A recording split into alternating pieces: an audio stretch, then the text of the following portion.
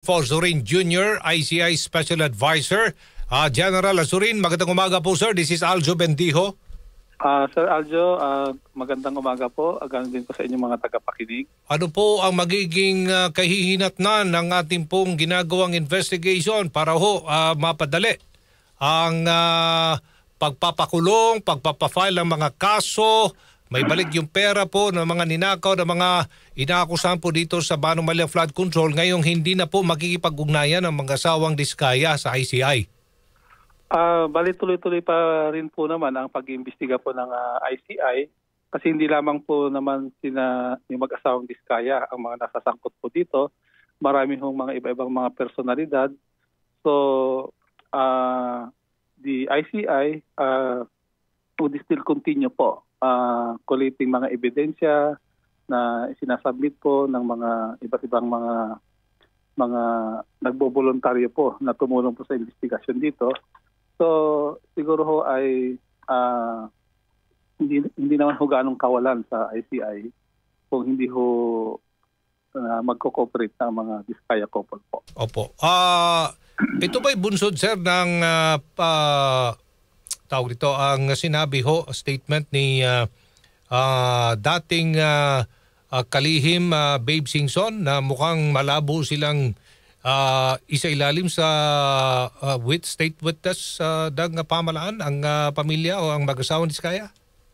Yun po yung ginagawa pong dahilan ng mag-asawang Diskaya. Yun pong interview po ni Commissioner Babe Singson kay Ms. Karen Davila. Pero napakaliwanag naman po ang sinabi po ng ating commissioner doon na personal opinion po niya yon. So, ibig sabihin po, nung tinanong po si Sir Babe Singson po, hindi ho siya as sitting na commissioner po.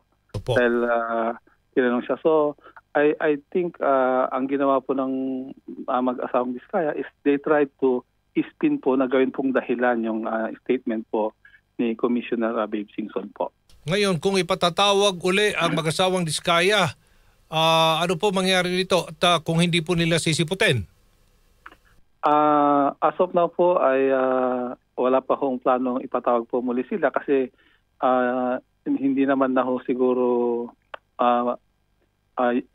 useless na ho silang ipatawag dahil nga po lahat po ng isasagot nila ay they invoke their right against self-incrimination. So it's just a waste of time po na tatawagin pa po ulit sila dito. So pero sa inyong sariling pananaw, personally, malabo talaga silang ma-place under Witness Protection Program ang mag-asawang Diskaya, General Azurin?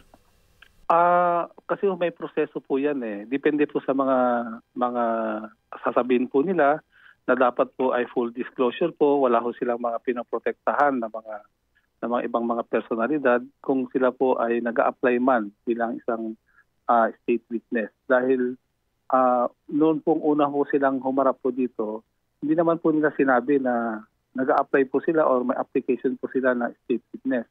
Parang they were assuming na the ICI would consider yung mga statement nila for them to be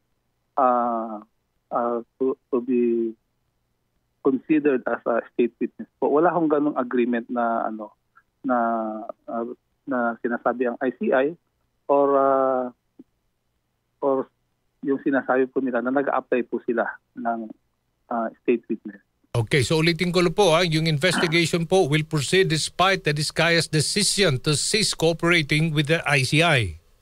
Opo, tuloy-tuloy pa po yung investigasyon natin sa kanila at sa mga iba pa pong mga inaakusahan at mga aakusahan sa mga susunod na araw po. Opo, dito naman kay Yusek Roberto Bernardo, supposedly dapat mag-appear po siya kahapon. Ano po nangyari? Meron po siyang parang medical certificate na hindi po siya nasa maayos po na kalusugan para humarap po sa ICI kaya he was just represented by his lawyers po. Opo. So ang ginagawa ng ICI ngayon ay maingat kasi hindi maiwasan, nagtatanong taong bayan, medyo mabagal ho daw ang ginagawa ng ICI. So ang ginagawa po ng ICI, maingat lang ho sa pagpe-preserba ng mga ebidensya. Tama ho ba, General Azurin? Opo, Sir Aljo, dahil nga po ito po ay napakasensitibo po na kaso na kung saan sinisigurado po ng ating tatlong commissioner na lahat po ng isasampa na kaso sa mga inaakusahan at mga maakusahan pa ho sa mga susunod na panahon ay it will stand po in court at hindi humagaya dun sa mga nakarang mga kaso na gaya po ni Ginang Napoles na kung saan marami hong mga inakasuhan na mga tao, subalit hanggang kay Ginang Napoles lamang po ang conviction po. Opo. Marami nagsasabi parang misguided lang ang mag-asawang Diskaya. Kaya't ayaw na po nila makipag-cooperate dyan sa ICI. I think ganun po siguro dahil kung makikita po ninyo, dapat sana kung nagko-cooperate po sila, yun pong kasalanan nila, it will be mitigating po. Ibig sabihin, medyo through their cooperation po, medyo mabawas-bawasan po siguro kung ano man po ang kahinat na ng kaso nila, kung sila man po ay maparusahan. So, yun po ang nakikita namin na dahilan. Kaya sinasabi po ng iba na misguided po sila dahil lahat po naman ng ebidensya ay kompleto na eh. Sila naman po ang nagsabi na magko-cooperate sila, full disclosure. But unfortunately nga po, bigla ho silang nag-back out. Opo, pang ilang beses na ho silang pumunta ho dyan na mag-asawang Diskaya, General? Pangalawa po yata ang kasi I just assume office po nung Monday, so first time ko po sila makita, so I'm assuming po na pangalawa po nilang appearance po dito. Yung mga pumunta ho sila dyan, masasabi ba natin nagkaroon po ng tell-all? Opo, sinasabi ho dito, nagsabi na ho ba sila ng almost complete na mga detalye po ng anomalya?